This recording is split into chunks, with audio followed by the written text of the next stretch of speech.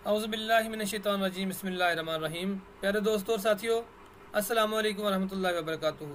मेरा आज का मौजू इंतहाई सादा सा है लेकिन इंतहाई अहम है।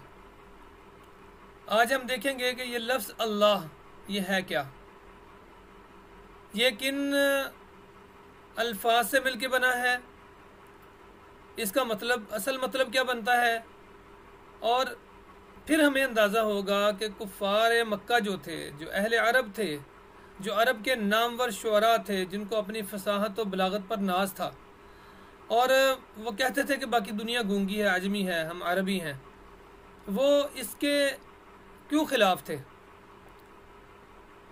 तो लफ्ज़ जो अल्लाह है, पहले इसको समझते हैं। अल्लाह बुनियादी तौर पे दो अल्फाज से मिलके बना है। पहले बनता है अलिफ लाम अल, और फिर आता है इलाह।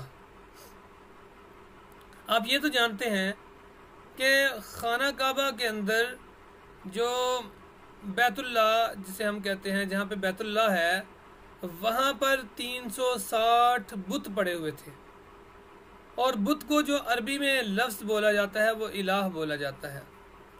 माबूद, वो जो 360 माबूद थे जिनकी इबादत की जाती थी, जिनकी पूजा की जाती थी, जिनकी प्रस्तुत की जाती थी, जिनके सामने माथा टेका जाता था, जिसके सामने नज़र और न्याज चढ़ाई जाती थी, जिसके सामने हदिये पेश किए जाते थे, वो 360 थे।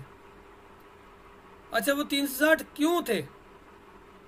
तो जो मुफस्सरीन ने इसके मुतालिक लिखा है, और हमने जो किताबों में पढ़ा है और उलमा इकराम से सुना है, वो ये है कि वहाँ पर बारिश का इलाह अलग था, धूप का इलाह अलग था, वहाँ पे छाँव का इलाह अलग था, रिज़्क देने का इलाह अलग था और रिज़्क छीनने का इलाह अलग था, ज़िंदा करने वाला इलाह और था, जवान करने वाला और था, मौत देने वाला और था।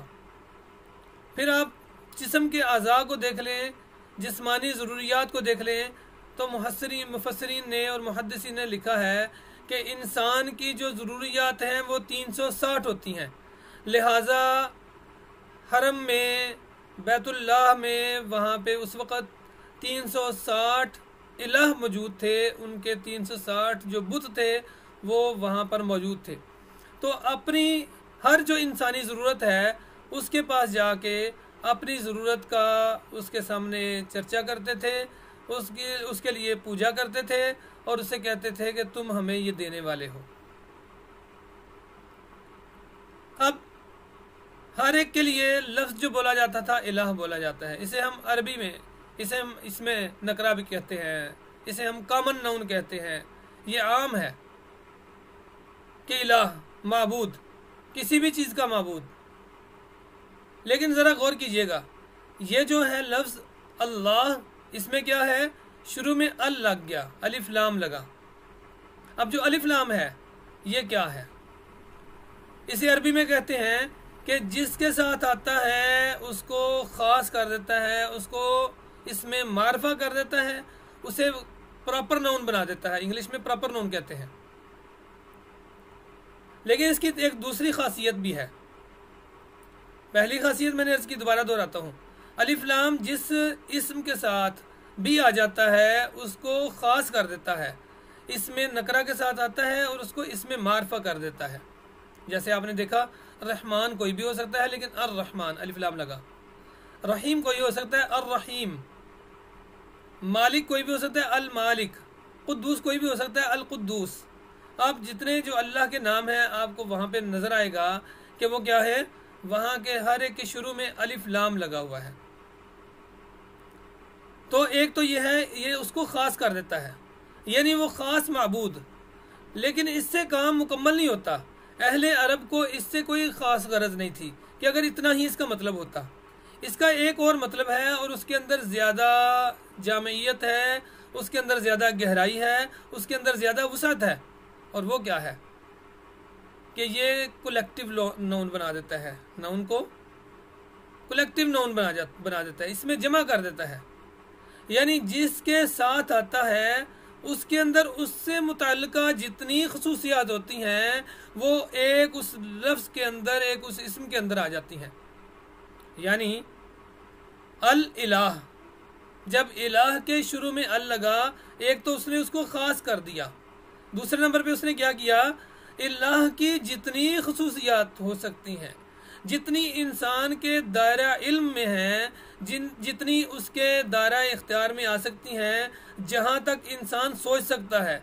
360 तो उस वक़्त मालूम थे अहले अरब को, इससे अलावा भी जितने भी इलाह हो सकते हैं वो सारी की सारी खसूसियात इस एक ज़ात के अंदर हैं।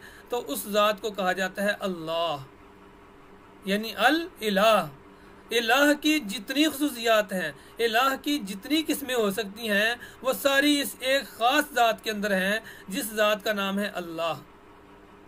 तो जी बात कोई समझ आई कि अल इलाह असल में लफ्ज़ दो अल्फाज का मजमुआ है, अल और इलाह का, और अल लगने से ख़ास हो गया। दूसरे नंबर पे इलाह की जितनी खसूसियात हो सकती थी सारी इसके अंदर जमा हो गई और इसको लफ्ज़ बोला गया अल्लाह।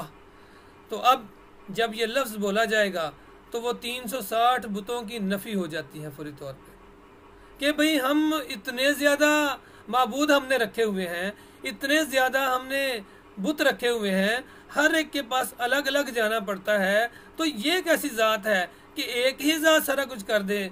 और इसी बात पे तो वो इतराज़ भी करते थे, इसी बात पे सवाल होता था कि वो पैदा करता है, वही मौत देता है, वही रिज्क देता है, वही हिसाब लेने वाला है, वही सांस देने वाला है, वो सारा कुछ है, ये कैसे हो सकता है? ये नहीं हो सकता। तो यही जो है बुनियाद है।